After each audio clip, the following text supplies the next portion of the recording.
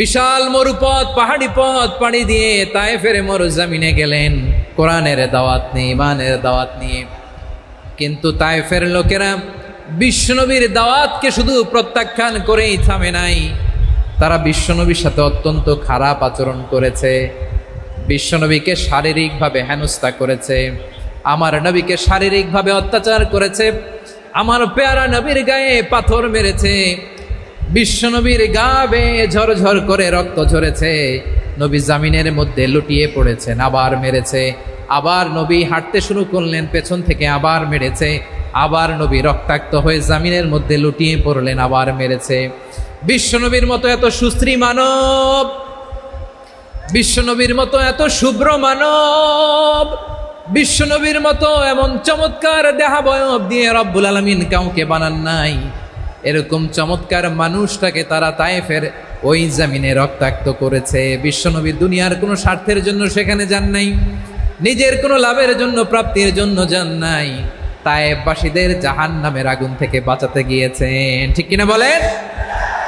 খেয়ে না খেয়ে দিন প্রচারের কাজে নিজেকে দিয়েছ বিলিয়ে, তায়েফের কাফিরেরা চিনল না সে আলো, দুষ্ট ছেলেদের পিছু দিল লেলিয়ে, পাথরের আঘাতে ক্ষত বিক্ষত হয়ে সারা শরীর থেকে রক্ত ঝরে। হে রাসূল তোমাকে ভুলি আমি কেমন করে, হে রাসূল তোমাকে ভুলি আমি কেমন করে। পারেন না আপনারা? ধরুন আমার সাথে, হাজার ব্যথা বেদনার পরে ফিরে আসনি তুমি আপন ঘরে, দিনের আলো তুমি ছড়িয়ে দিতে চলে গেলে মদিনায় মক্কা ছেড়ে। হে রাসূল তোমাকে ভুলি আমি কেমন করে, হে রাসূল তোমাকে ভুলি আমি কেমন করে। ঠিক কিনা বলে? প্রিয় ভাইরা, তায়েফের ছেলেরা নবীকে রক্তাক্ত করলো। আমার নবী কই যাবে? কই যাবে? মক্কায় জায়গা নাই, তায়েফে জায়গা নাই। তায়েফ থেকে ভারাক্রান্ত মন নিয়ে আমার নবী মক্কায় ফিরে আসলেন। বিশ্ব নবী মক্কায় ঢুকতে পারেন না। মক্কার মরুভূমির দিকে তাকিয়ে, উপত্যকার দিকে তাকিয়ে বিশ্বনবী ধা ধা করে কাঁদেন, ঝরঝর করে। নবীর চেহারা মোবারক থেকে চোখের পানিগুলো বেয়ে বেয়ে পড়ে। আমার জন্মস্থান, আমার শৈশব, কৈশোর, যৌবন কেটেছে এই মক্কায়, আমার এলাকায় আমি ঢুকতে পারি না। বিশ্বনবী মক্কার অনতি দূরে দাঁড়িয়ে জায়েদকে পাঠালেন, জায়েদ যাও দেখো কেউ আমাকে সাপোর্ট করার মতো আছে কিনা, যাও অমুকের কাছে যাও। জায়েদ গেলেন, তারাও প্রত্যাখ্যান করে ফিরিয়ে দেয়। বিশ্বনবী বললেন যাও অমুক লোকের কাছে যাও, তিনিও প্রত্যাখ্যান করে ফিরিয়ে দিলেন। কেউ বিশ্বনবীকে আশ্রয় দিতে রাজি হয় না। নিজ জন্মভূমিতে বিতাড়িত বিশ্বনবী, সর্বশেষ বিশ্বনবী বললেন যাও মুতঈম ইবনে আদির ঘরে যাও। মুতঈম ইবনে আদি মুশরিক, তার কাছে যাও। গেলেন, মুতঈম ইবনে আদি রাজি হয়ে গেল। সুবহানাল্লাহ বলেন। দেখেন, অনেক বিপদের সময়ও আমি নিজে সাক্ষী, সামাজিকভাবে, রাজনৈতিকভাবে কত ঝঞ্ঝা, কত ষড়যন্ত্র, কত কনস্পাইরেসি পাড়ি দিয়ে আমাদেরকে সামনে এগিয়ে যেতে হয়। এই শত্রুদের ভেতরেও একজনকে দাঁড় করিয়ে দেয় যে আল্লাহর কোরআনের জন্য রেডি হয়ে যায়। পড়েন সুবহানাল্লাহ। মুতঈম ইবনে আদি, আল্লাহ তার মনকে নরম করে দিলেন। মুতঈম বলে, মুহাম্মদ আমি তোমাকে আশ্রয় দিব। তার দুই ছেলেকে পাঠালেন, যাও খোলা তলোয়ার নিয়ে, স্কট দিয়ে, গার্ড অফ অনার দিয়ে মোহাম্মদকে মক্কায় ঢুকাও, আর বলো আমি আমান দেব। আমান কি দিব? আমান মানে সিকিউরিটি, নিরাপত্তা। সিকিউরিটি ছাড়া, আমান দেওয়া ছাড়া কেউ থাকতে পারতো না মক্কায়। দুই ছেলে বিষ্ণু ইসা ইসলামকে নিয়ে আসলো। নবী কাবার চারদিকে তাওয়াফ করলেন, নামাজ পড়লেন। আবু জাহেল, উতবা, শাইবা, ওয়ালিদ ইবনে মুগীরা সবাই দেখে, কেউ কিছু করতে পারে না। কারণ মুতঈম ইবনে আদি ঘোষণা দিয়েছেন আমি মুহাম্মদকে আমান দিয়েছি, মুহাম্মদের গায়ে যেন কেউ স্পর্শ না করে। আওয়াজ করে পড়েন সুবহানাল্লাহ। নবীর এই বিপদকালে মুহূর্তে মুতঈমের হৃদয়টারে নরম করে দিল কে? আচ্ছা, লালমনিরহাটের ভাইয়েরা বলেন, এই মুতঈম কি মুসলিম ছিল না মুশরিক? সবাই বলতে হবে মুসলিম না মুশরিক। তাহলে মুশরিকের কাছ থেকে নবী পলিটিক্যাল অ্যাসাইলাম, আধুনিক রাষ্ট্রবিজ্ঞানের ভাষায় পলিটিক্যাল অ্যাসাইলাম, যেটাকে বলে রাজনৈতিক আশ্রয়, ওনার আমান বা নিরাপত্তার এই ঘোষণায় তিনি মক্কায় ঢুকলেন। যতদিন নিরাপত্তা ছিলেন। মোতিম যখন মারা গেল, বিষ্ণু ইসলাম হিজরত করে মদিনায় চলে গেলেন, সুবহানাল্লাহ। কিন্তু মোতিম যে বিশ্বনবীর উপকার করছে এটা বিশ্বনবী ভুলে নাই। আমাদের অনেকে আছে উপকার করার পরে আর খেয়াল থাকে না, খাওয়ার পরে গলা দিয়ে নামলে আর খেয়াল থাকে না, এরকম আছে না নাই? আমার নবী ভুলে নাই। বদরের প্রান্তরে 70 জন কাফেরকে যখন বন্দি করে বিশ্বনবীর সামনে হাঁটু গেড়ে দাঁড় করানো হলো, বসানো হলো, 70 জন কাফের। কয়জন? বিশ্বনবী তাদের দিকে তাকিয়ে বললেন, সহিহ বুখারীর বর্ণনা, লাউ কানাল মুতঈম ইবনে আদি হাইয়ান সুম্মা কাল্লামানি হাউলাই নাতনা লা তারাকতুহুম লাহু।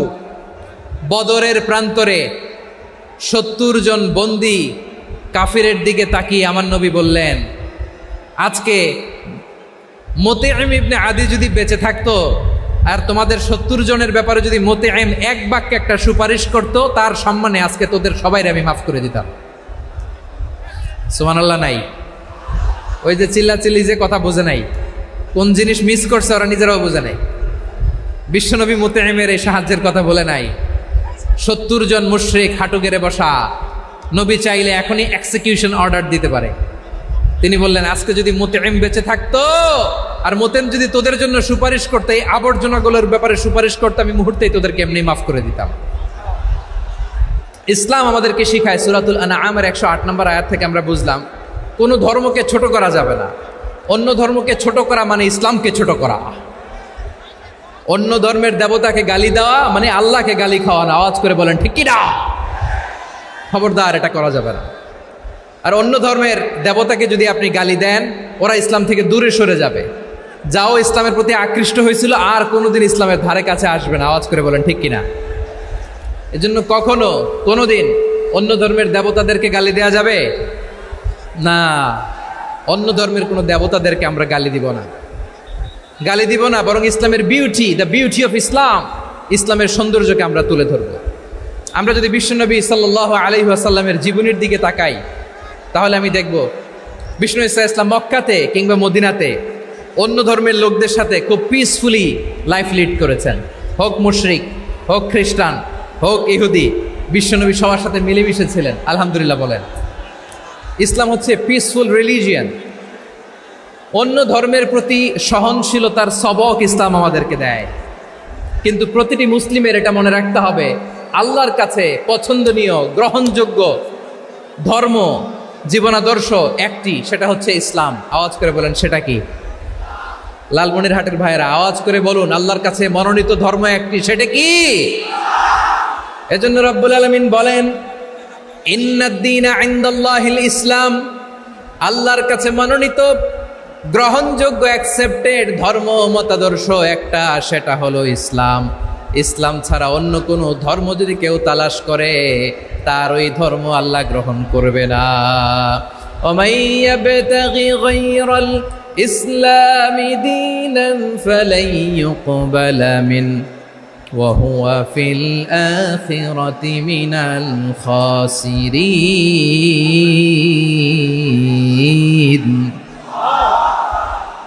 Whoever seek anything except Islam, that won't be accepted from him, and he will be loser in the day of judgment. কিয়ামতের দিন ইসলাম ছাড়া কেউ যদি অন্য কোনো ধর্ম তালাশ করেছে দুনিয়াতে, তার এই মতাদর্শ গ্রহণ করা হবে না। and he will be loser, সে হবে লুজার, ক্ষতিগ্রস্ত। হাই হাই কোম্পানির ম্যানেজার, ওর আমও শেষ, সালাও শেষ। আওয়াজ করে বলেন ঠিক কি না? এজন্য ইসলাম পেয়ে আমরা খুশি না বেজার?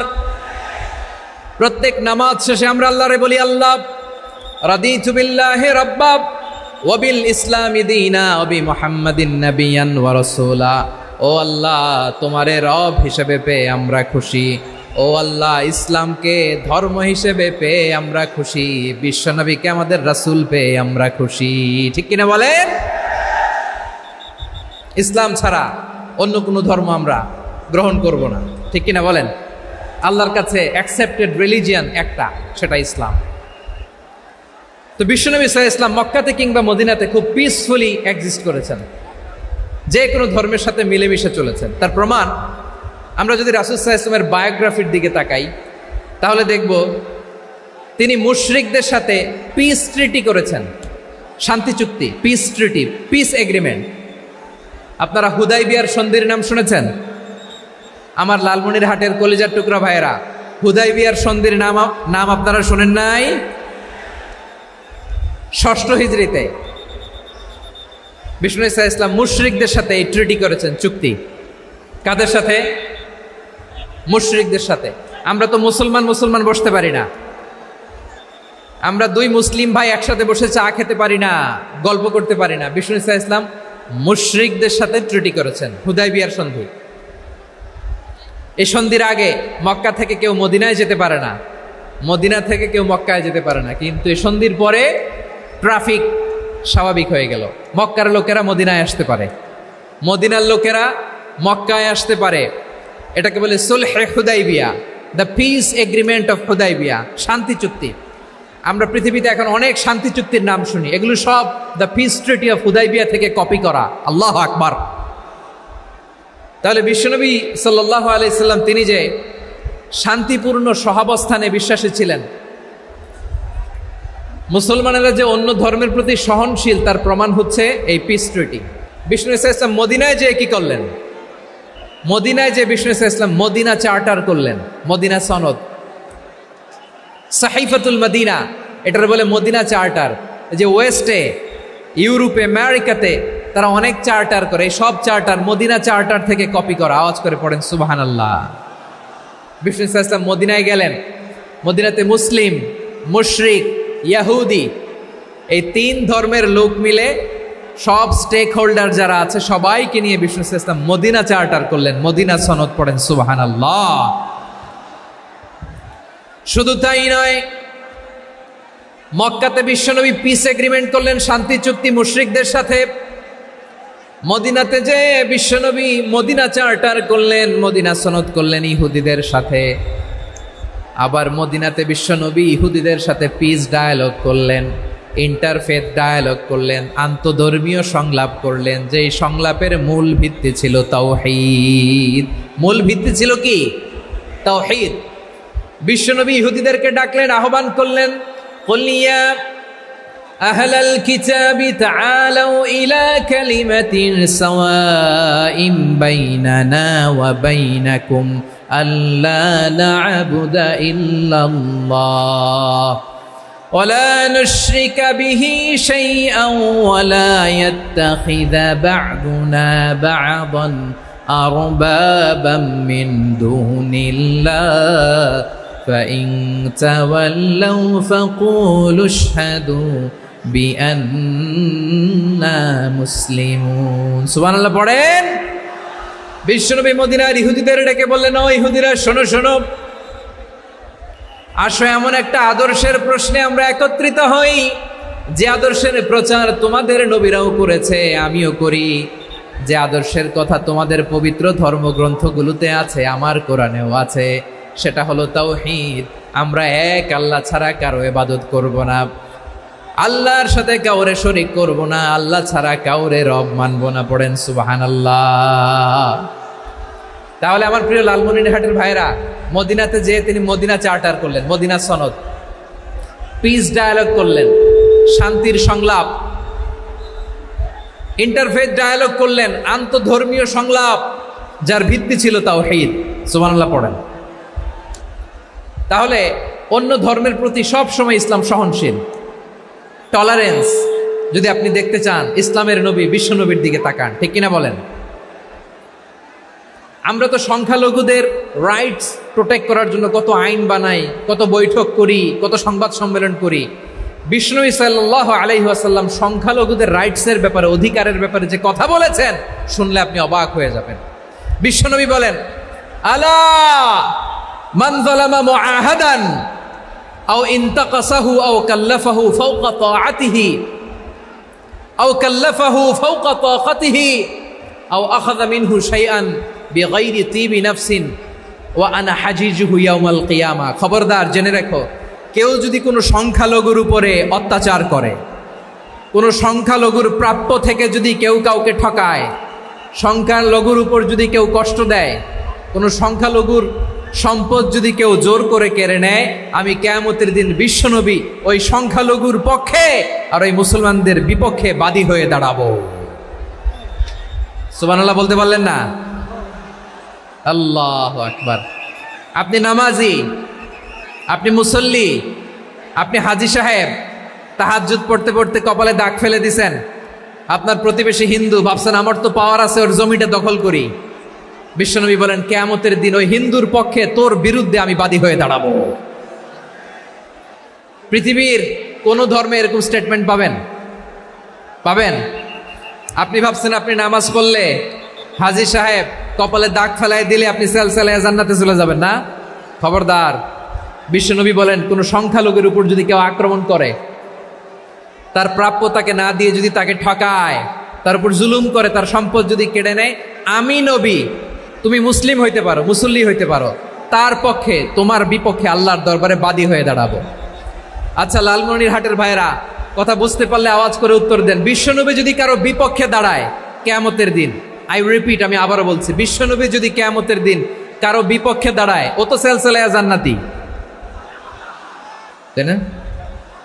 জান্নাতি না? যে নবীর সুপারিশ ছাড়া জান্নাতের গেটও দেখা যাবে না, ওই নবী যদি বলে তোর বিপক্ষে আমি বাদী হয়ে দাঁড়াবো, ওই জান্নাতে আর ঢোকার কোনো সুযোগ আমাদের থাকবে?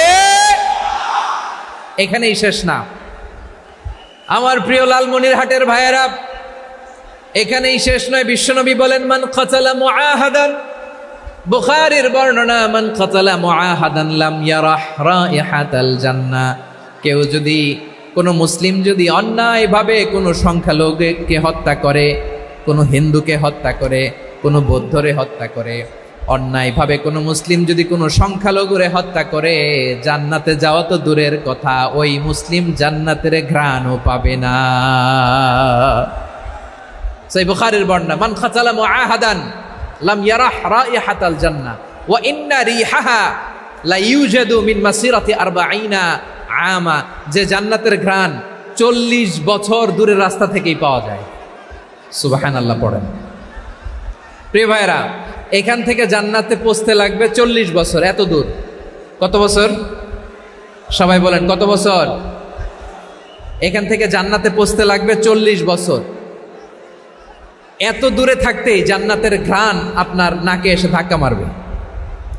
বিশ্বনবী বলেন যে ব্যক্তি কোনো সংখ্যালঘুকে হত্যা করে, জান্নাতের ঘ্রাণ তো পাবেই, জান্নাতে তো ঢুকতে পারবেই না, জান্নাতের ঘ্রাণও তার নাকে লাগবে না। পড়েন নাউযুবিল্লাহ। তাহলে সংখ্যালঘুদের ব্যাপারে ইসলামে অধিকার দেয়া আছে না নাই? লালমনিরহাটের ভাইয়ের আওয়াজ করে বলেন, আমার সংখ্যালঘু হিন্দু ভাইদের রাইটস, অধিকার আমাদের ইসলামে প্রোটেক্টেড আছে না নাই? এখানেই শেষ না। বিষ্ণু ইসলাম আপনার অমুসলিম প্রতিবেশীর সাথে ভালো আচরণ করতে বলেছে। আমাদের হয় না, এটা মুসলিম পাড়া, ওটা বৌদ্ধ পাড়া, হয় না? অনেক সময় হয় না, এটা আমাদের মুসলিম পাড়া, ওইটা হিন্দু পাড়া, এরকম আছে না নাই? লালমনিরহাটে নাই না? আছে? হিন্দু যদি আপনার প্রতিবেশী হয় কি করবেন? ওরে কষ্ট দিবেন নাকি? কেন? ও তো হিন্দু, ও তো আমার আল্লাহরে ডাকে না, ওরে কষ্ট দিলে জায়েজ হবে না? খবরদার। বিষ্ণু ইসলাম বলেন মান কানা ইউমিনু বিল্লাহ ওয়াল ইয়াউমিল আখির ফালিউকরিম জারাহ। যে আল্লাহ বিশ্বাস করে আর আখিরাতে বিশ্বাস করে, সেজন্য প্রতিবেশীর সাথে ভালো আচরণ করে। সুবহানাল্লাহ। কলিজা জুড়ায় যায় না আমার নবীর কথাগুলো শুনলে? যে আল্লাহ বিশ্বাস করে, যে আখিরাতে বিশ্বাস করে, সেজন্য প্রতিবেশীর সাথে ভালো আচরণ করে। এখানে বলছে মুসলিম প্রতিবেশী বলছে, নামাজি প্রতিবেশী বলছে, আল্লাহওয়ালা প্রতিবেশী বলছে না। প্রতিবেশী আস্তিক হোক নাস্তিক হোক, প্রতিবেশী মুমিন হোক মুশরিক হোক, প্রতিবেশী হইলেই তার সাথে ভালো আচরণের দরকার আছে না নাই? আমার প্রিয় লালমনিরহাটের ভাইয়েরা, বিষ্ণু ইসলাম ওনার ইহুদি প্রতিবেশীদের দেখাশোনা করতেন। আওয়াজ না শোনা যাক, আমারও তো দেখা যায়, আমারও তো দেখা যায়। তাকায় থাকেন, তাকায় থাকলে সওয়াব হবে। কোরআনের কথা যেখান থেকে হয় এদিকে তাকায় থাকলেই বরকত। তাকায় থাকেন। জি জি, মাইক, আমি তো আর মাইক ঠিক করতে আসি না এদিকে, এই মাইক ঠিক করব, ওই মাইক ঠিক করব, ওদিকে পাইলট বলবে হুজুর চলে আসেন। জি বসুন বসুন, মাশাআল্লাহ, হ্যাঁ খুব শান্ত, ঠিক আছে। পুলিশ ভাইরা না খেয়ে দিনরাত আপনারা যাতে সুশৃঙ্খল একটা প্রোগ্রাম উপহার পান এটাই চেষ্টা করতেছে, আপনাদেরকে কষ্ট দিতে আসে নাই, একটু একটু সহযোগিতা করেন। জি মাশাআল্লাহ, হ্যাঁ ঠিক আছে। আমার প্রিয় ভাইরা, প্রতিবেশী আস্তিক হোক নাস্তিক হোক, মুসলিম হোক হিন্দু হোক, তার সাথে ভালো আচরণ করতে হবে। বিষ্ণু ইসা ইসলাম ওনার ইহুদি প্রতিবেশীর বাসায় যেতেন। কোন প্রতিবেশী? ইহুদি। আওয়াজ করে বলেন, কোন প্রতিবেশী? ইহুদি। এক ইহুদি কিশোর বিষ্ণু ইসা ইসলামের খেদমত করতে, ইহুদি ছেলে আমার নবীর খেদমত করতো, তারা ছিল নবীর প্রতিবেশী। তো অনেক দিন হয় ইহুদি ছেলেটা আসে না। বিষ্ণুনবী খোঁজ দিলেন, ঘটনা কি? একটা ইহুদি ছেলে না আমার খেদমতে আসতো, ছেলেটা কই? খোঁজ নিয়ে জানলেন ছেলেটা অসুস্থ। বিষ্ণু ইসা ইসলাম ওই ইহুদির বাড়িতে চলে গেলেন ওই ছেলেটাকে দেখা করার জন্য, ভিজিট করার জন্য। সুবহানাল্লাহ পড়বেন না? গেলেন, যে দেখে ইহুদি ছেলেটা মুমূর্ষ, যান যান যায় যায় ভাব, বিছানায় পড়ে আছে, তার বাবা দাঁড়ানো। বিশ্বনবী তার মাথার পাশে বসলেন, মাথায় হাত বুলিয়ে দিলেন, আর ছেলেটাকে বললেন আসলিম, হে ইহুদি ছেলে আসলিম, ইসলাম ধর্ম গ্রহণ করো। তো ছোট্ট ছেলে ভাবে আমরা ইহুদি, এখন ইসলাম ধর্ম গ্রহণ করলে আব্বা যদি বকা দেয়, ফানাযারা ইলা ওয়াজহি আবি, ছেলেটা তার বাবার চেহারার দিকে তাকালো, দেখি আব্বা কি কয়। আব্বা যদি বলে তাইলে ইসলাম ধর্ম গ্রহণ করবে। ইহুদি ছেলেটা তার বাবার দিকে যখন তাকালো, ওর বাবা বলে আতি আবুল কাসিম, আবুল কাসিম যা বলে তাই করো। আবুল কাসিম হচ্ছে বিষ্ণু ইসা ইসলামের একটা কুনিয়াত, উপনাম। আমার রাসূলের বড় ছেলের নাম ছিল কাসেম। যেমন দেখবেন আমাদের এলাকায় কারো ছেলের বড় ছেলের নাম যদি হয় আব্দুল্লাহ, এরা আব্দুল্লাহর বাপ বলে ডাকে। কারো বড় মেয়ের নাম যদি হয় ফাতেমা, এরা কি ডাকে? ফাতেমার বাপ বলে না? তো বিষ্ণু ইসা ইসলামের বড় ছেলের নাম ছিল কাসেম। ইহুদি বাবা বলল আতি আবুল কাসেম, আবুল কাসেম যা বলে তাই শোনো, মানে মোহাম্মদ যা বলে তাই শোনো। এই কথা শুনে ছেলে সাহস পাইছে, ছেলে আবার পড়তে আরম্ভ করলো আশহাদু আল্লাহ ইলাহা ইল্লাল্লাহ ওয়া আশহাদু আন্না মুহাম্মাদার রাসূলুল্লাহ, পড়েন আল্লাহু আকবার। বিশ্বনবীর আহ্বান শুনে ওই আহ্বানে সাড়া দিয়ে ইহুদি ছেলে শাহাদা পড়ে মুসলমান হয়ে গেল। তার হৃদয়টারে ইমানের নূর দিয়ে আলোকিত করে দিল কে? প্রিয় ভাইরা, এবার রাসূল সাল্লাল্লাহু আলাইহি ওয়াসাল্লাম বের হয়ে আসলেন ঘর থেকে, আর বললেন আলহামদুলিল্লাহিল্লাযী আনকাযাহু মিনান নার, প্রশংসা সে আল্লাহর যে আল্লাহ জাহান্নামে চলে যাচ্ছিল প্রায় এমন একটা লোককে মুহূর্তের মধ্যে কালেমায়ে শাহাদাতের বদৌলতে জান্নাতি বানায় দিলেন। আওয়াজ করে পড়েন সুবহানাল্লাহ। এই হাদিস থেকে আমরা কি শিখলাম? What is the moral of the story? এক নম্বর স্টোরি হলো, প্রতিবেশী ইহুদি হোক হিন্দু হোক, যাবেন, সুসম্পর্ক রাখবেন, উপহার দিবেন, বিপদে পাশে দাঁড়াবেন, তাইলেই তো আপনাদের প্রতি, মুসলমানদের প্রতি তারা আকৃষ্ট হবে, ঠিক কিনা বলেন?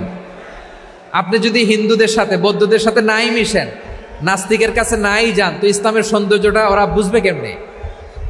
আমার অনেক হিন্দু পরিচিত ভাই আছে, ওরা আমাদের ইফতারির প্রোগ্রামে এসে একসাথে ইফতারি করে।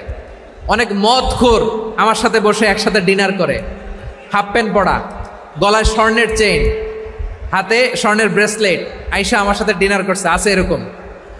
গাঁজাখোর, আমি বলি আসো, welcome welcome to my dinner, আসো বসো, বসলেই তো আমি ওর ডিএনএ, চিন্তার ডিএনএ চেঞ্জ করে দেওয়ার সুযোগ পাবো, চিল্লায় বলো ঠিক কি না? আসতে হবে আমার কাছে। Hour door is open, the door of Islam is open 24/7। সব সময় আমাদের ইসলামের দরজা আমার অমুসলিম ভাইদের জন্য খোলা আছে না নাই? এই হাদিস থেকে দুইটা শিক্ষা। এক নম্বর শিক্ষা, প্রতিবেশী মুসলিম হোক অমুসলিম হোক, যান, অসুস্থ হইলে একটু আপেল নিয়ে যান, আঙ্গুর নিয়ে যান, কমলা নিয়ে যান, তাদের সাথে ভালো আচরণ করেন। ইসলামের বিউটি দেখে, সৌন্দর্য দেখে অবাক হবে, নসিব ভালো হলে কোনোদিন কালিমা পড়ে মুসলমান হয়ে যাবে, ঠিক কিনা বলেন? তাহলে অমুসলিমের সাথে ভালো সম্পর্ক। বিশ্বনবী ইহুদির বাড়িতে গেলেন, ইহুদির বাড়ি, আর আমার মুসলমান ভাই আমার কাফের বলে, এরকম আছে না নাই? হ্যাঁ, মুসলিম মুসলিমরা দেখতে পারে না, সহ্য করতে পারে। বিষ্ণু ইসলাম ইহুদির বাড়িতে গেলেন, এটা একটা শিক্ষা। আরেকটা শিক্ষা হলো, ভাইয়েরা ধাক্কা মারে এসে সামনে এসে কি লাভ? প্রোগ্রাম তো শেষ হচ্ছে, এখনই শেষ হচ্ছে, তো এই যে আমাদের বক্সি ভাই ওয়াদা নিল, হাত তোলালো, মিম বলে এত কথা বলল, তো আমি জেলায় জেলায় যে খালি হাত নাড়াই তোমাদের জন্য নাকি? হ্যাঁ, হাত নাড়াই শুধু, এই ধাক্কাইতে ধাক্কাইতে এদিকে এসে হাত নাড়াইতেছে। হয়েছে তো, দেখলাম তো, ঠিক আছে, মাশাআল্লাহ, অনেক সুশৃঙ্খল, অন্যান্য যে কোনো জেলার চেয়ে অনেক সুশৃঙ্খল। আমার দিকে তাকাও, আমার দিকে তাকাও,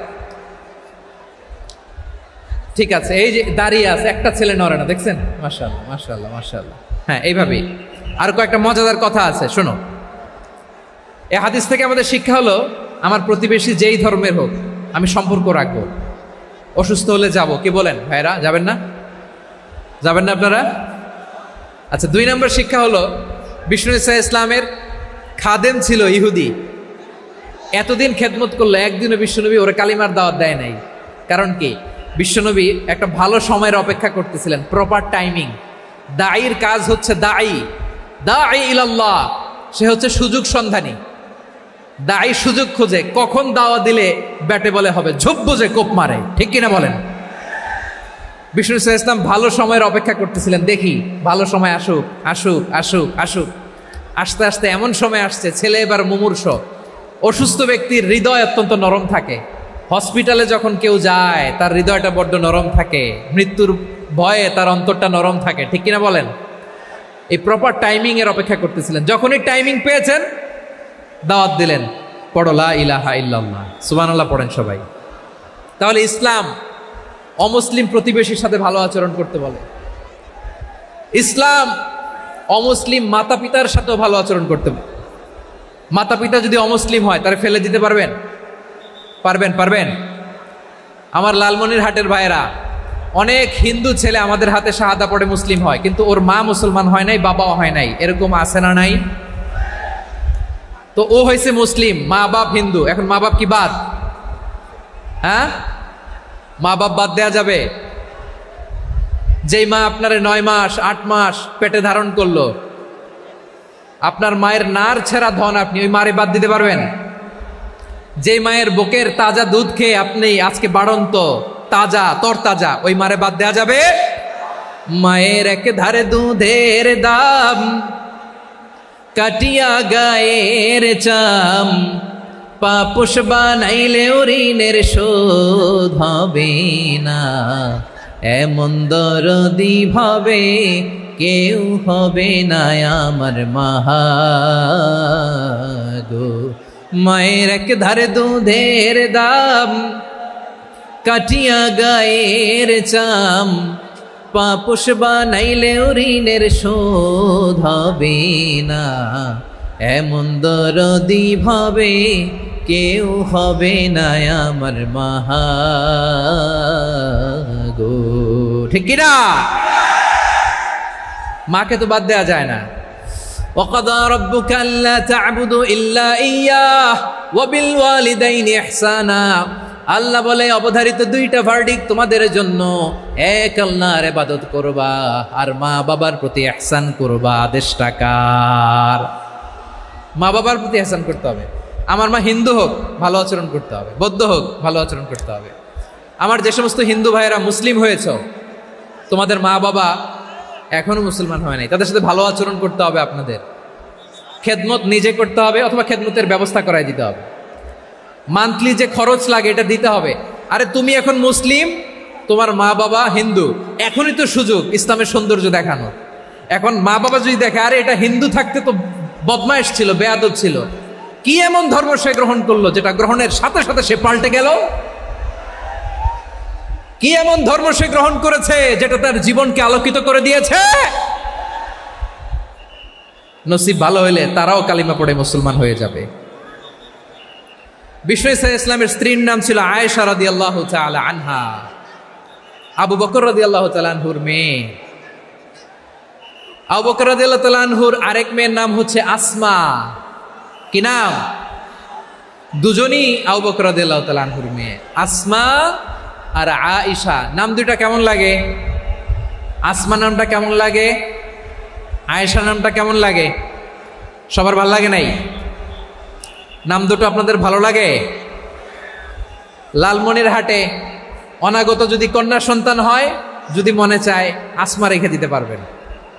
যদি মনে চায় আয়েশা রেখে দিয়েন।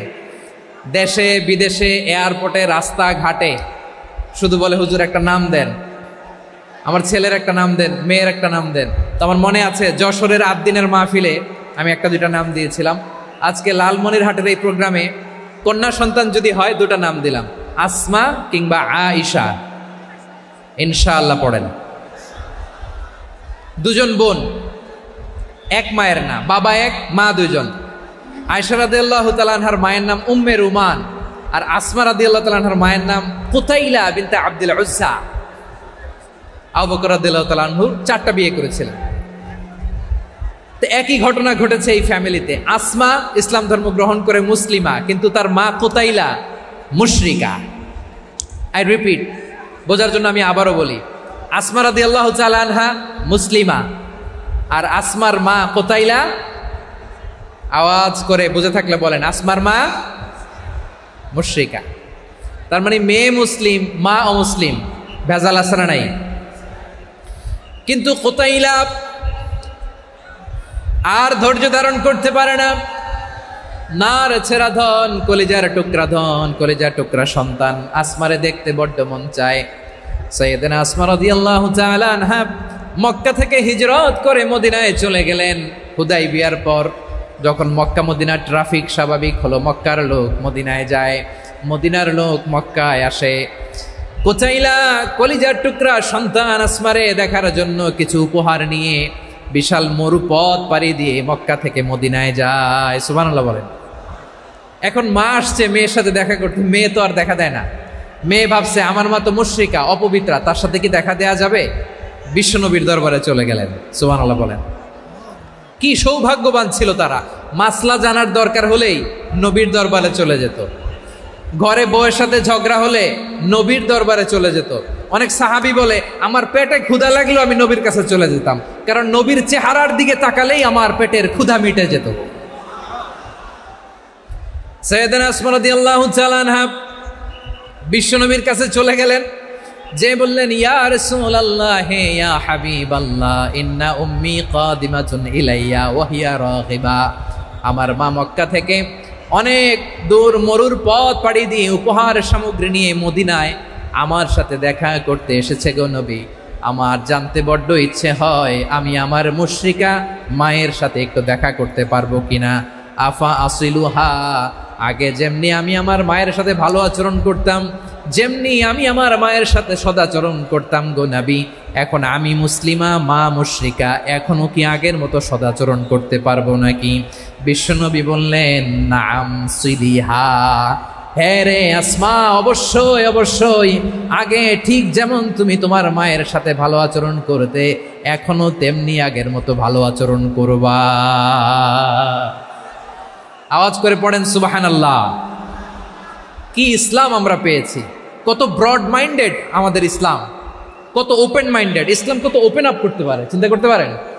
বিষ্ণু বললেন হ্যাঁ অবশ্যই, নাম সুলিহা, আগে যেমনি ভালো আচরণ করছো আসমা এখন ওই রকমই করো, পারলে আরো বাড়ায় করো। সুবহানাল্লাহ বলেন।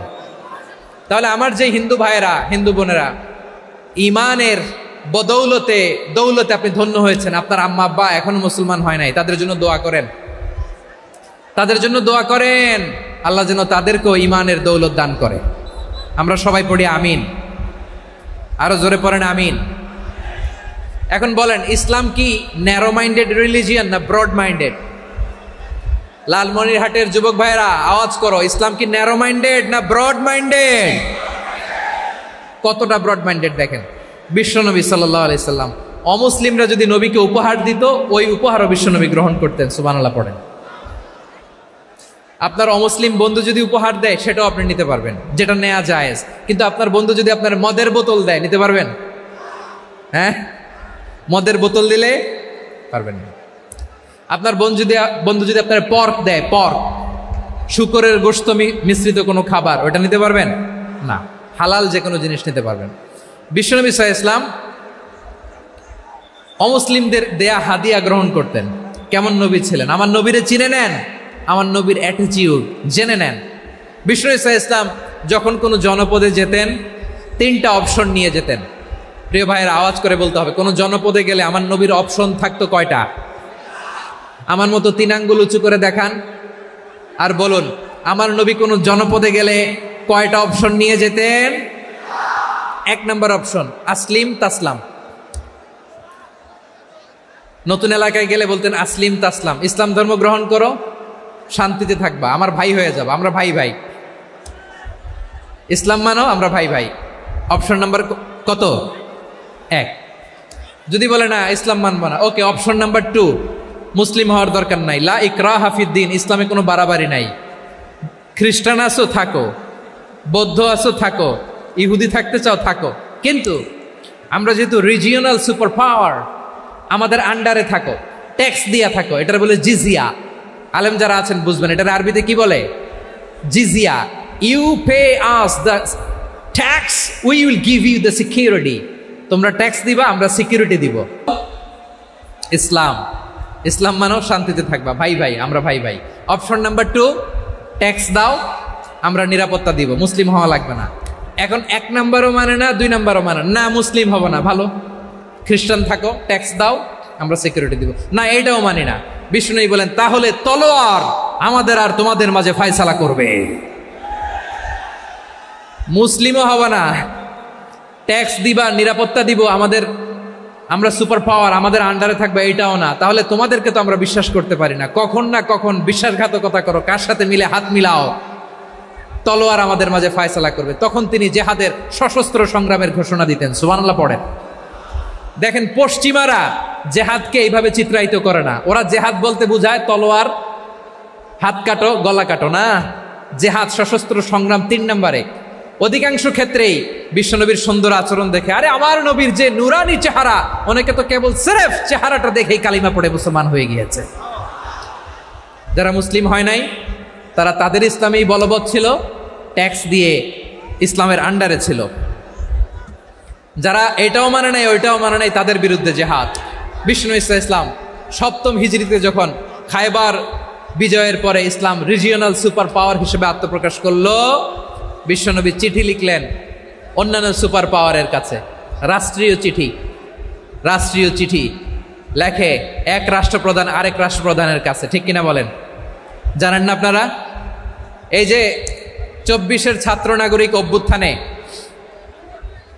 এই অভ্যুত্থান যখন শুরু হয়, আমি তখন সাউথ আফ্রিকাতে একটা স্ট্যাটাস দিয়েছিলাম, কোটা নয় গোটা দেশ সংস্কার করা লাগবে। শুধু বাংলাদেশ নয়, সারা বিশ্বের বাংলা ভাষাভাষী লোকেরা এই আন্দোলনের সাথে সমর্থন তারা করেছে, এটাকে সাপোর্ট করেছে, তারা সমর্থন দিয়েছে। আমাদের ইউনাইটেড আরব আমিরাতের বাংলাদেশি ভাইয়েরা তারা সেখানে রাস্তায় নেমে এসেছিল, জানেন? ওইখানে ডেমনস্ট্রেশন করা যায় না, সেখানকার সরকার তাদেরকে যাবজ্জীবন দিয়েছিল। তখন আমাদের এই যে প্রধান উপদেষ্টা ডক্টর মোহাম্মদ ইউনূস সরাসরি G2G বলে, এটারে G2G, government to government, G2G, উনি চিঠি লিখলেন যে তাদেরকে, ইউর হাইনেস, হে সম্মানিত আমির, আপনি আমার এই চিঠির কারণে আমার সম্মানে এই 53 জন বাংলাদেশিকে মাফ করে দেন। এই চিঠির বদৌলতে বেকসুর খালাস পেয়ে গিয়েছিল আমাদের ভাইরা। জানেন না এই ঘটনা আপনারা? তাহলে গভর্নমেন্ট টু গভর্নমেন্ট চিঠি দেওয়া হয়। 7ম হিজরিতে বিষ্ণু ইসলাম সব সুপার পাওয়ারের কাছে চিঠি দিলেন, রোমান সম্রাটের কাছে, পারস্য অধিপতির কাছে, মিশরের অধিপতির কাছে, সবার কাছে চিঠি লিখলেন।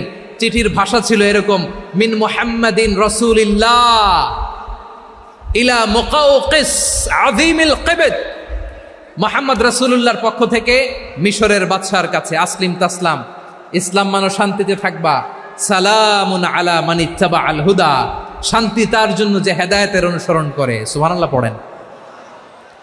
তো এই চিঠি অনেকে ভালোভাবে রিসিভ করেছে, অনেকে এই চিঠি পাওয়ার পরে নবীর কাছে আবার ইন রিটার্ন উপহার পাঠিয়েছে। কি পাঠিয়েছে? উপহার। মিশরের বাদশাহ মুকাওকিস তিনি বিশ্বনবীকে বিশাল এক উপহারের ডালি পাঠিয়েছেন। মিশরের বাদশাহ মুকাওকিস ছিলেন ধর্মে খ্রিস্টান। লালমনিরহাটের ভাইয়েরা আওয়াজ করে বলেন, মিশরের বাদশাহ ধর্মে কি ছিল? খ্রিস্টান। কি উপহার দিয়েছিল আমার নবীকে? শুনতে মনে চায়? আওয়াজ নাই লালমনিরহাটের গলায়, শুনতে মনে চায়? 1000 স্বর্ণ মুদ্রা, 1000 স্বর্ণ মুদ্রা, 2টা খ্রিস্টান দাসী, একজনের নাম মারিয়া বিনতে শামউন আল কিবতিয়া, আরেকজনের নাম সিরিন বিনতে শামউন আল কিবতিয়া। একজন খ্রিস্টান দাস 20 থান কাপড় জামা বানানোর জন্য, আমরা নবী যেন সেলাই করে জামা বানাতে পারে এজন্য 20 থান কাপড়, 20 থান ফাইন গার্মেন্ট, সুবহানাল্লাহ পড়বেন না? এরপরে একটা গাধা যেটার নাম ছিল উফাইর, আর একটা খচ্চর, এটার নাম ছিল দুলদুল। খচ্চর চিনেন? গাধা আর ঘোড়ার ক্রসিং এ যে প্রাণীটা দুনিয়াতে আসে এটার খচ্চর বলে।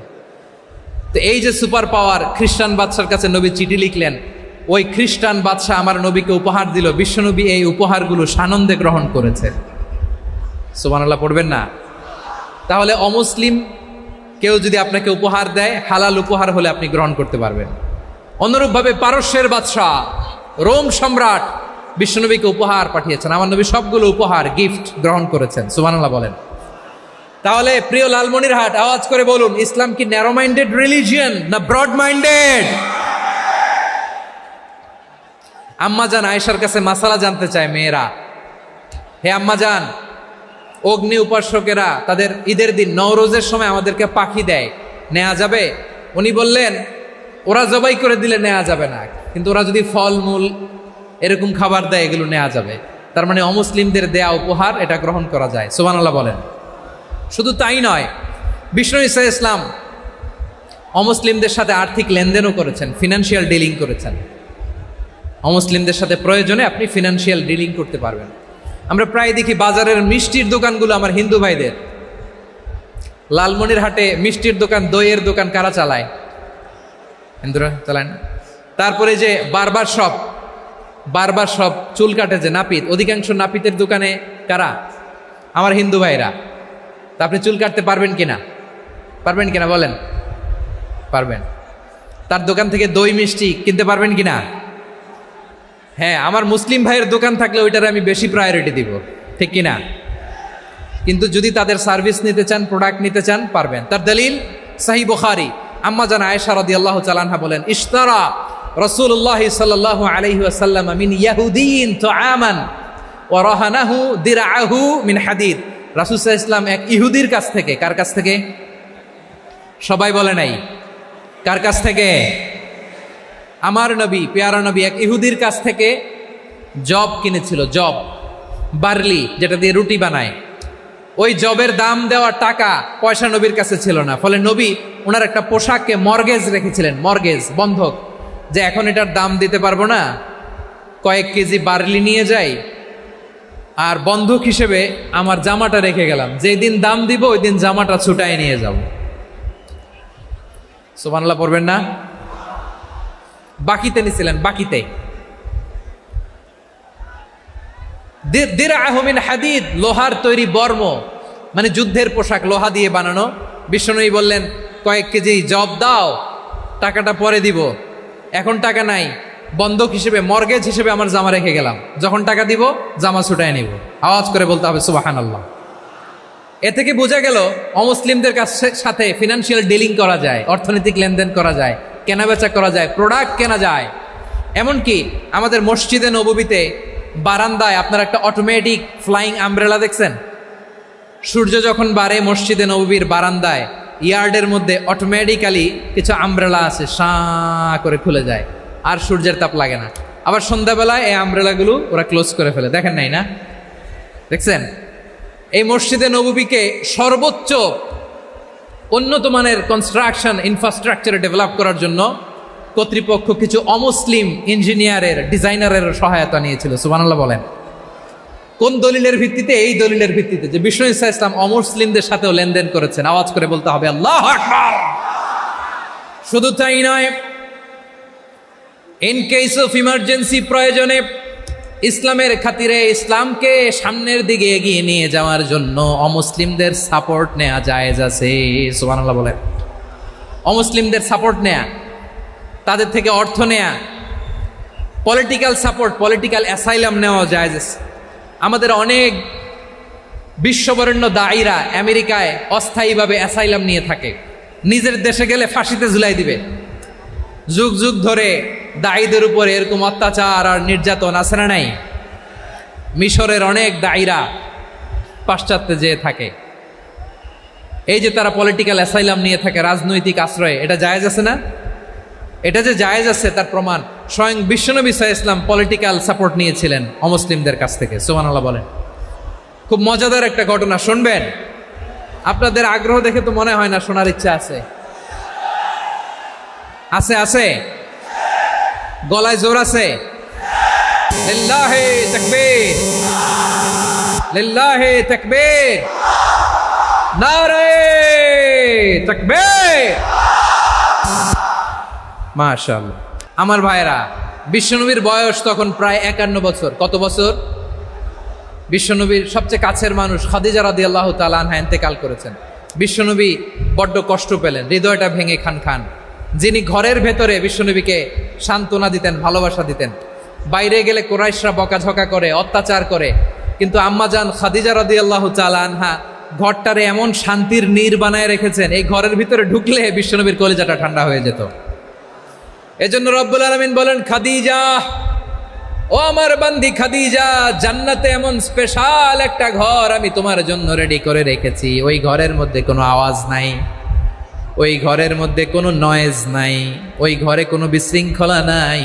কারণ মক্কার জমিনে আমার নবী কুরাইশদের বিশৃঙ্খলা, নয়েজ আর ঝামেলাগুলোকে উপেক্ষা করে যখন তোমার ঘরের ভিতরে ঢুকতো, ঘরটারে তুমি শান্তির নীর, ঠান্ডা, নীরব, নিস্তব্ধ, নিঝুম আর শান্তির নীর বানিয়ে রেখেছ।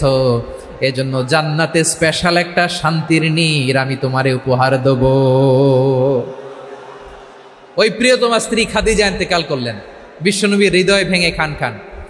আবার ওনার চাচা আবু তালেব ইন্তেকাল করলেন, যিনি পলিটিক্যাল শেল্টার দিতেন নবীকে। কে দিতেন? আবু তালেবের ভয়ে, বিশ্বনবীর এই চাচার ভয়ে কোনো মুশরিক নবীর গায়ে হাত দেওয়ার সাহস পায় নাই। এখন স্ত্রীও নাই, চাচাও নাই, নবীকে আশ্রয় দেওয়ার কেউ নাই। নবীর চারদিকে অন্ধকার, নবী এখন কই যাবেন? আমার পেয়ারা নবী নতুন স্টেশন খুঁজতেছেন, নতুন দাওয়াতি প্ল্যাটফর্ম খুঁজতেছেন। তিনি যায়েদ বিন হারেসা রাদিয়াল্লাহু তাআলা আনহুকে নিয়ে মক্কার পাশের একটা নেইবরিং সিটি তায়েফে চলে গেলেন। কোথায় চলে গেলেন? লালমনিরহাটের ভাইয়ের আওয়াজ করে বলেন, কোথায় গেলেন? তায়েফে চলে গেলেন দিনের দাওয়াত দেওয়ার জন্য। কি দেওয়ার জন্য? নাকি জমি কিনতে গেছিলেন? জমি কিনতে, দুনিয়ার যশ খ্যাতির জন্য, নিজের কোনো লাভের জন্য? তায়েফবাসীদেরকে জাহান্নামের আগুন থেকে বাঁচানোর জন্য। আওয়াজ করে বলতে হবে, ঠিক কিনা? বিশ্বনবী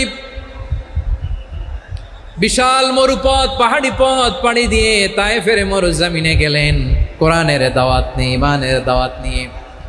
কিন্তু তায়েফের লোকেরা বিশ্বনবীর দাওয়াতকে শুধু প্রত্যাখ্যান করেই থামে নাই, তারা বিশ্বনবীর সাথে অত্যন্ত খারাপ আচরণ করেছে।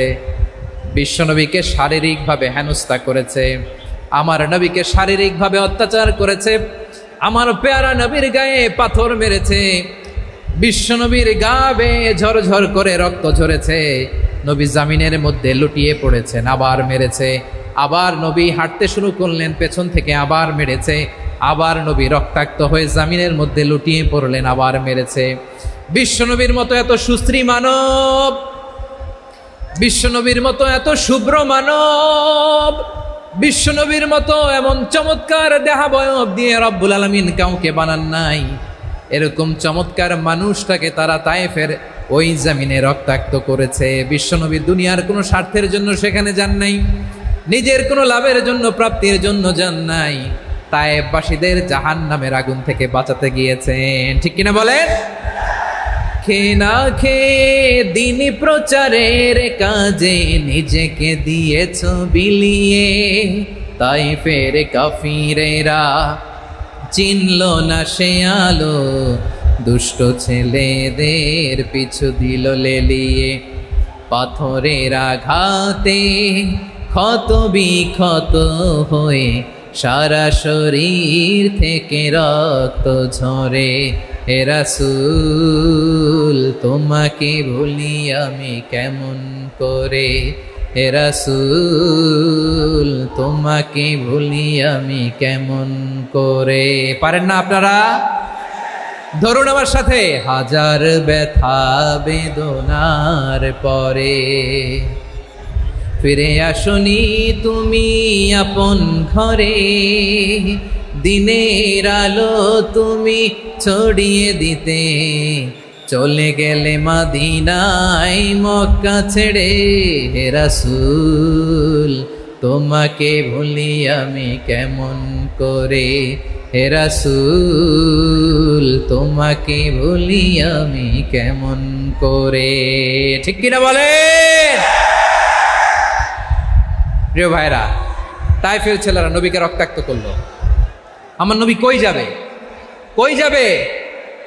মক্কায় জায়গা নাই, তায়েফে জায়গা নাই। তায়েফ থেকে ভারাক্রান্ত মন নিয়ে আমার নবী মক্কায় ফিরে আসলেন। বিশ্ব নবী মক্কায় ঢুকতে পারেন না।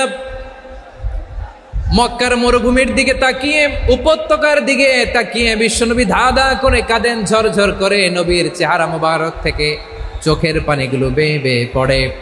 আমার জন্মস্থান, আমার শৈশব, কৈশোর, যৌবন কেটেছে এই মক্কায়।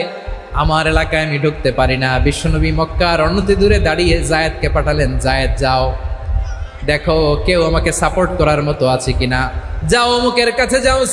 জায়েদ গেলেন, তারাও প্রত্যাখ্যান করে ফিরিয়ে দেয়। বিশ্বনবী বললেন যাও অমুক লোকের কাছে যাও, তিনিও প্রত্যাখ্যান করে ফিরিয়ে দিলেন। কেউ বিশ্বনবীকে আশ্রয় দিতে রাজি হয় না। নিজ জন্মভূমিতে বিতাড়িত বিশ্বনবী, সর্বশেষ বিশ্বনবী বললেন যাও মুতঈম ইবনে আদির ঘরে যাও। মুতঈম ইবনে আদি মুশরিক, তার কাছে যাও। গেলেন, মুতঈম ইবনে আদি রাজি হয়ে গেল। সুবহানাল্লাহ বলেন। দেখেন, অনেক বিপদের সময়ও আমি নিজে সাক্ষী, সামাজিকভাবে রাজনৈতিকভাবে কত ঝঞ্ঝা, কত ষড়যন্ত্র, কত কনস্পাইরেসি পাড়ি দিয়ে আমাদেরকে সামনে এগিয়ে যেতে হয়। এই শত্রুদের ভেতরেও একজনকে দাঁড় করিয়ে দেয় যে আল্লাহর কোরআনের জন্য রেডি হয়ে যায়। পড়েন সুবহানাল্লাহ। মুতঈম ইবনে আদি, আল্লাহ তার মনকে নরম করে দিলেন। মুতঈম বলে, মুহাম্মদ আমি তোমাকে আশ্রয় দিব। তার দুই ছেলেকে পাঠালেন, যাও খোলা তলোয়ার নিয়ে, স্কট দিয়ে, গার্ড অফ অনার দিয়ে মোহাম্মদকে মক্কায় ঢুকাও, আর বলো আমি আমান দেব। আমান কি দিব? আমান মানে সিকিউরিটি, নিরাপত্তা। সিকিউরিটি ছাড়া, আমান দেওয়া ছাড়া কেউ থাকতে পারতো না মক্কায়। দুই ছেলে বিষ্ণু ইসা ইসলামকে নিয়ে আসলো। নবী কাবার চারদিকে তাওয়াফ করলেন, নামাজ পড়লেন। আবু জাহেল, উতবা, শাইবা, ওয়ালিদ ইবনে মুগীরা সবাই দেখে, কেউ কিছু করতে পারে না। কারণ মুতঈম ইবনে আদি ঘোষণা দিয়েছেন আমি মুহাম্মদকে আমান দিয়েছি, মুহাম্মদের গায়ে যেন কেউ স্পর্শ না করে। আওয়াজ করে পড়েন সুবহানাল্লাহ। নবীর এই বিপদকালে মুহূর্তে মুতঈমের হৃদয়টারে নরম করে দিল কে? আচ্ছা, লালমনিরহাটের ভাইয়েরা বলেন, এই মুতঈম কি মুসলিম ছিল না মুশরিক? সবাই বলতে হবে মুসলিম না মুশরিক? তাহলে মুশরিকের কাছ থেকে নবী পলিটিক্যাল অ্যাসাইলাম, আধুনিক রাষ্ট্রবিজ্ঞানের ভাষায় পলিটিক্যাল অ্যাসাইলাম, যেটাকে বলে রাজনৈতিক আশ্রয়, ওনার আমান বা নিরাপত্তার এই ঘোষণায় তিনি মক্কায় ঢুকলেন। যতদিন নিরাপত্তা ছিল ছিলেন। মুতঈম যখন মারা গেল, বিষ্ণু ইসলাম হিজরত করে মদিনায় চলে গেলেন। সুবহানাল্লাহ। কিন্তু মুতঈম যে বিশ্বনবীর উপকার করছে এটা বিশ্বনবী ভুলে নাই। আমাদের অনেকে আছে উপকার করার পরে আর খেয়াল থাকে না, খাওয়ার পরে গলা দিয়ে নামলে আর খেয়াল থাকে না। এরকম আছে না নাই? আমার নবী ভুলে নাই। বদরের প্রান্তরে 70 জন কাফেরকে যখন বন্দি করে বিশ্বনবীর সামনে হাঁটু গেড়ে দাঁড় করানো হলো, বসানো হলো। 70 জন কাফের। কয়জন? বিশ্বনবী তাদের দিকে তাকিয়ে বললেন, সহিহ বুখারীর বর্ণনা, লাউ কানাল মুতঈম ইবনে আদি হাইয়ান সুম্মা কাল্লামানি হাউলাই নাতনা লা তারাকতুহুম লাহু। বদরের প্রান্তরে 70 জন বন্দী কাফিরের দিকে তাকিয়ে আমার নবী বললেন, আজকে মুতঈম ইবনে আদি যদি বেঁচে থাকতো আর তোমাদের 70 জনের ব্যাপারে যদি মুতঈম এক বাক্যে একটা সুপারিশ করতো, তার সম্মানে আজকে তোদের সবাইকে আমি মাফ করে দিতাম। সুবহানাল্লাহ নাই? ওই যে চিল্লাচিল্লি যে কথা বোঝে নাই, কোন জিনিস মিস করছে ওরা নিজেরাও বোঝে নাই। বিশ্বনবী মুতঈমের এই সাহায্যের কথা বলে নাই। 70 জন মুশরিক হাঁটু গেড়ে বসা, নবী চাইলে এখনই এক্সিকিউশন অর্ডার দিতে পারে।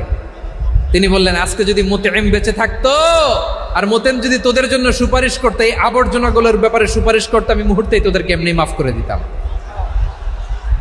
এবার বলেন, ইসলাম কি ন্যারো মাইন্ডেড না ব্রড মাইন্ডেড? শুধু তাই নয়, যাকে যে সম্মান দেয়ার আমার নবী দিতেন, হোক আস্তিক হোক নাস্তিক, হোক মুসলিম হোক অমুসলিম। বিষ্ণু ইসলাম যখন রোমান সম্রাটের কাছে চিঠি লিখেছেন, আমার প্রিয় লালমনিরহাটের ভাইরা, অল্প কয়েক মিনিট কয়েকটা জরুরি কথা বলবো, এদিকে তাকান, এদিকে তাকান। রোমান সম্রাটের কাছে বিশ্বনবী যখন চিঠি লিখলেন মিন মুহাম্মদ রাসূলিল্লাহ ইলা হিরাকলা আযীমির রোম, মুহাম্মদের পক্ষ থেকে হিরাক্লিয়াসের কাছে, যিনি হচ্ছেন আযীমির রোম। এটা নবী নিজ থেকে বানায় লিখছেন অতিরিক্ত সম্মান দিয়ে। কোন রাষ্ট্রপ্রধান যখন আসে তাদেরকে আমরা কি বলি জানেন? তার নামের শেষে HE এটা লিখতে হয়, H.E. মানে হিজ এক্সেলেন্সি। কি লেখে? হিজ এক্সেলেন্টি, অথবা ইউর হাইনেস, ইউর ম্যাজেস্টি। দেখেন, বিশ্বনবী সাল্লাল্লাহু আলাইহি ওয়াসাল্লাম সব নবীদেরও নবী, তিনি একজন মুশরিক খ্রিস্টান সম্রাট রোমান সম্রাটের কাছে চিঠি লিখতে যেয়ে লিখতেছে, ইলা হিরাকলা আযীমির রোম, হিরাক্লিয়াসের কাছে আমার চিঠি, যিনি রোমের আযীম, হিজ হাইনেস, মানে রোমের অনেক সম্মানিত এক বাহাদুর। আওয়াজ করে বলেন সুবহানাল্লাহ। তার মানে যাকে যে সম্মান দেয়ার এটা বিশ্বনবী দিতেন। এমনকি যেই ইহুদিরা ভালো ছিল, এই ইহুদিদেরও প্রশংসা করেছেন বিশ্বনবী মুহাম্মদুর রাসূলুল্লাহ সাল্লাল্লাহু আলাইহি ওয়াসাল্লাম। এক ইহুদির প্রশংসা করেছেন বিশ্বনবী। ইহুদির কার? আমি তো আমার ভাইয়ের প্রশংসা করি না, আমি তো এক আলেম আরেক আলেমরে স্পেস দেই না, আমি তো এক দায়ী আরেক দায়ীর সাথে বসতে চাই না। আমার নবী ইহুদির প্রশংসা করে। কার প্রশংসা? ওই ইহুদির নাম ছিল মুখাইরেক। সিরাত গ্রন্থ ঘাটলে পাবেন। তিনি বলেছেন, মুখাইরেক খাইরু ইয়াহুদ, Mukhairiq is the best of the Jews. জুইসদের মধ্যে সে সবচেয়ে ভালো। কেন প্রশংসা করলেন তার? এর কারণ মদিনা চার্টারে কথা ছিল সব ধর্মের মুসলিম, মুশরিক, ইহুদিরা মিলে মদিনাকে রক্ষা করবে। কিন্তু তৃতীয় হিজরিতে যখন উহুদের যুদ্ধ শুরু হলো, সবার কথা ছিল যেই আক্রমণ করে আমরা মদিনাকে বাঁচাবো। কোন শহরকে বাঁচাবো? মদিনাকে। কিন্তু কুরাইশরা যখন অ্যাটাক করলো, ইহুদিরা আর আসে না, ইহুদিরা আর বেরোয় না। বিষ্ণু বললেন, ওহে ইহুদিরা, তোমরা না চুক্তি করলে আমার সাথে যে মদিনা বাঁচাতে সবাই ঝাঁপিয়ে পড়বো, আসো। একটা ইহুদিও বেরোয় না, কেউ আসে না সেদিন, একজন ছাড়া। তার নাম মুখাইরেক। তার নাম কি? মুখাইরেক বাহাদুরের মতো ঘোড়সাওয়ার হয়ে বেরিয়ে গেলেন এবং বললেন, গোটা ইহুদি সাম্রাজ্যের একজনও যদি না আসে, আমি মুখাইরেককে কেউ ঘরে আটকে রাখতে পারবে না। বেরিয়ে আসলেন, এসে বললেন, আমি মুহাম্মদের পক্ষে যুদ্ধ করব। আমি মারা গেলে আমার সম্পদ আমার উত্তরাধিকারীরা পাবে না, আমার সম্পদ তোমরা মুহাম্মদকে দিয়ে দিবা। সুবহানাল্লাহ বলেন। উহুদের ময়দানে 70 জন মুসলমান শহীদ হলো। এই ইহুদি, সেও মুসলমানের পক্ষে যুদ্ধ করে নিহত হলো। সুবহানাল্লাহ বলেন। মুসলিমদের লাশ যখন নিয়ে আসা হলো, এই মুখাইরিকের লাশও নিয়ে আসা হলো। মুসলিমদের লাশের পাশে মুখাইরিকের লাশ দেখে বিশ্বনবী মুখাইরিকের প্রতি অনেক খুশি হলেন। আর বিশ্বনবী খুশি হয়ে বললেন, মুখাইরিক খায়রু ইয়াহুদ, মুখাইরিক যদিও তুমি ইহুদি, তারপরেও তুমি সব ইহুদিদের মধ্যে সেরা ইহুদি। পড়েন সুবহানাল্লাহ। আমার নবী ইহুদিকেও সম্মান দিতে কার্পণ্য করে নাই। আওয়াজ করে বলেন আল্লাহু আকবার। প্রিয় ভাইরা, এবার সর্বশেষ আওয়াজ করে বলেন, ইসলাম কি ন্যারো মাইন্ডেড নাকি ব্রড মাইন্ডেড? সবাই বলেন, ন্যারো মাইন্ডেড না ব্রড মাইন্ডেড? এজন্য অমুসলিম হইলেই তারা আমাদের শত্রু নয়। শত্রু কারা? এই লালমনিরহাটের ভাইয়েরা শোনেন, শত্রু কারা? যে সমস্ত অমুসলিম আমাদেরকে নিশ্চিহ্ন করে দিতে চায়, যে সমস্ত অমুসলিম আমাদের ভূখণ্ড থেকে আমাদেরকে তাড়িয়ে দিতে চায়, যে সমস্ত অমুসলিম আমার ধর্ম নিয়ে তুচ্ছতাচ্ছিল্য করে চিল্লায় বলেন ঠিক কিনা, তারা আমাদের শত্রু। সাধারণ অমুসলিমরা আমার শত্রু নয়। এই যে হিন্দুরা থাকে, এরা আমার ভাই, বৌদ্ধরা আমার ভাই, খ্রিস্টানরা আমার ভাই, ইহুদিরা আমার ভাই। তারা দিনই ভাই নয়, তারা মায়ের পেটের ভাই নয়, তারা মানবিক দিক থেকে ভাই। ও মানুষ, আমিও মানুষ। ইসলাম মানুষকে সম্মান করে, চিল্লায় বলো ঠিক কিনা। যারা আমাদের অস্তিত্বকে নিশ্চিহ্ন করতে চায়, যারা আমাদের ভূখণ্ডকে দখল করতে চায়, যারা আমাদেরকে নিয়ে মকারি করে, ফান করে, টিটকারি করে, আমার ধর্ম নিয়ে খেলা করে, তাচ্ছিল্য করে, ওদের বিরুদ্ধে আমাদের জিহাদ। সাধারণ মুসলিম আমাদের শত্রু নয়। আপনি জানেন নিউ ইয়র্কে, আমি তো নিউ ইয়র্কে ছিলাম অনেকদিন, ওখানে ফিলিস্তিনিদের পক্ষে যখন আমরা মিছিল করেছি অনেক ইহুদি আমাদের সাথে মিছিলে দাঁড়িয়েছে, কারণ ওরাও জানে এই ভূখণ্ড ফিলিস্তিনিদের ভূখণ্ড। আওয়াজ করে বলো লালমনিরহাট ঠিক কি না? ইসরায়েলের রাজধানী খোদ তেল আবিবে অনেক ইহুদিরা বেঞ্জামিন নেতানিয়াহু তার বিরুদ্ধে মিছিল করেছে। তো তারা কি আমাদের শত্রু? না।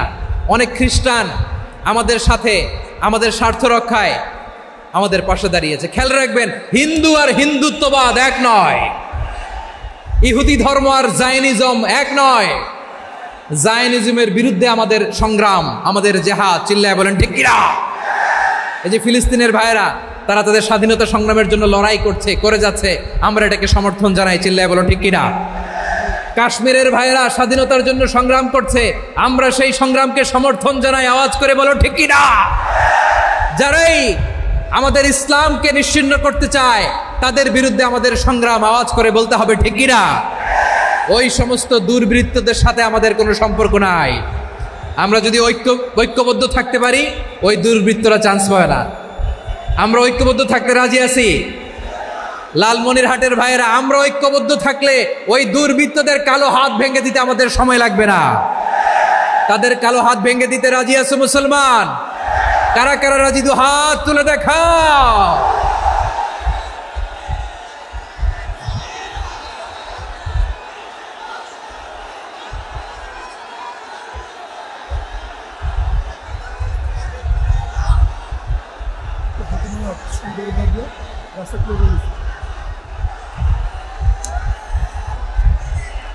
আমার প্রাণ প্রিয় লালমনিরহাটের ভাইয়েরা, শত্রু কাফের আর অশত্রু কাফেরের মধ্যে পার্থক্য আছে না নাই? আবু তালেবও মুশরিক, আবু জাহেলও মুশরিক, কিন্তু দুই মুশরিকে পার্থক্য আছে না নাই? আবু তালেব নবীর চাচা, মুশরিক, মারা গিয়েছে মুশরিক অবস্থায়, কিন্তু আজীবন আমার নবীকে আগলে রেখেছে, আমার নবীকে সাপোর্ট করেছে, ভালোবেসেছে। আবু জাহেলও মুশরিক, মারা গিয়েছেও মুশরিক হিসেবে, আজীবন আমার নবীর বিরুদ্ধাচরণ করেছে।